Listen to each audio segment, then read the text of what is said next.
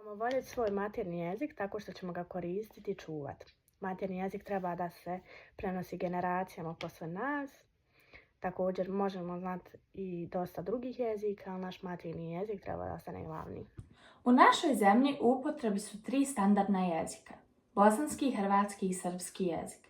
Svaki pojedinac ima pravo koristiti se svojim jezičkim idiomom. Niko nema pravo ni jednom pojedincu, niti u službenoj upotrebi, niti u neformalnom općenju, osporavati pravo na njegov jezički idiom ili upotrebu naziva tog jezika. Pravilnom upotrebom jezika u usmenoj i pismenoj formi, verbalnom i neverbalnom komunikacijom, razvojem govorničkih vještina, oplemenjujemo sebe, postajemo uspješniji i bolji ljudi. Trebamo voljeti svoj maternji jezik tako što ćemo ga koristiti i čuvati. Naša obaveza je da svoj maternji jezik prenesemo drugim generacijama.